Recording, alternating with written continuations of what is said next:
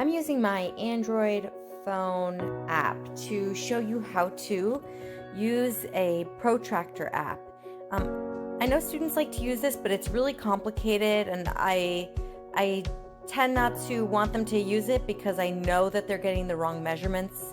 It doesn't work the way you think it would work. So here I've got pulled up a picture from the interwebs of hip flexion. You can see, I chose this one because you can see where the goniometer is aligned. You can see that the movement arm is aligned, bisecting the axilla. The fulcrum is placed over the greater trochanter, and the movement arm is in line with the lateral femoral condyle. I've got this up, and if I align my protractor with the same angles, you'll see here I get let's see about there. I get about 285 degrees. Well, he has not moved through 285 degrees of hip flexion, so I know that that's not right. This is probably just a little bit over 90 degrees here. So now I'm just going to switch and see what happens.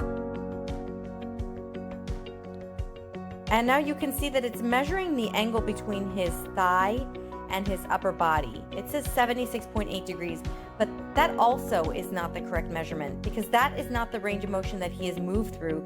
That is the range of motion that is left in that 180 degrees. So I'm going to try instead to move this one down and the opposite way. You can see it's reading 255 degrees, which also is just way too high. You can see that the red part, that's the part that's measuring on the outside. So I'm going to switch these landmarks again, and you can see that the landmark is on the inside. What I'm doing is, instead of measuring up the midline of the axilla, I'm following the midline of the body down in the other direction. And now I'm aligning. I'm still over the greater trochanter for the fulcrum, and I'm still over the lateral femoral condyle for the movement arm. And now you can see it's reading 105.2 degrees. This is the way that you're going to measure it. So you need to think about it in terms of, like, where did my limb start? What range of motion did it move through? And where did it end?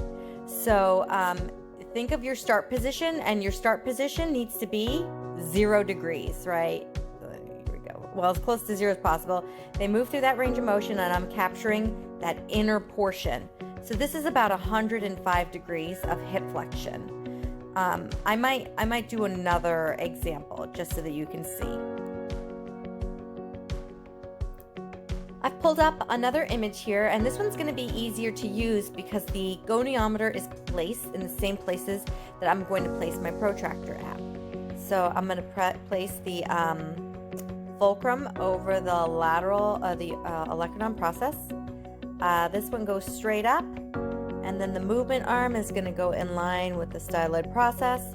And I've got about 44.6 degrees of shoulder internal rotation here. So this one worked out, and again, this is why I don't like it, because sometimes it's going to work out and sometimes it's not going to work out. For this one, it's important to think about, where am I starting and where am I finishing, and aligning the protractor at that starting range of motion, and then the movement or the second measurement with the end range of motion. I hope this is clear for you.